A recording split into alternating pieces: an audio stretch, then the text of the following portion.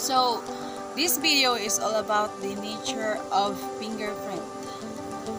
Fingerprint is a composite of the ridge outline which appear on the skin surface of the bulbs, on the inside of the end of joints of the finger, thumbs, on the palms, and on the sides of the feet. The ridges appearing in the fingerprint are commonly referred to the papillary or the frictional ridges. The ridges have a definite contour and appear indefinite individual details by which positive identification can be made.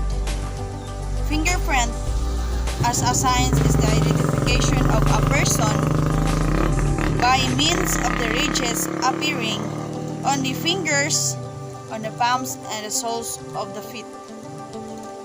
Sciences of fingerprints. First, the dactyloscopy, which means it is the practical application of the science of fingerprints identification of the person through examination and comparison of fingerprint taken from the Greek words dactyl, which means finger, and scopian, to examine or to study. The second, gyroscopy,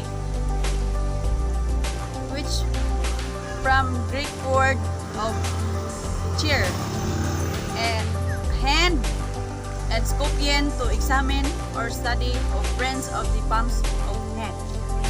And the third one is the podoscopy,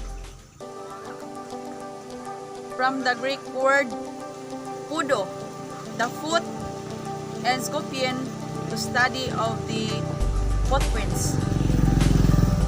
And the fourth is the poroscopy, from the Greek word poros, a pair, and scopian, to examine, to study the arrangement of the sweet pores. And the fifth is the dactylography.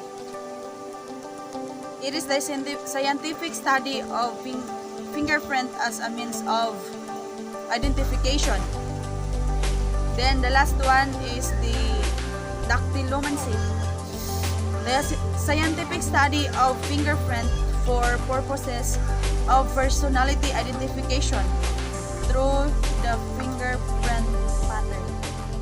That's all. Thank you.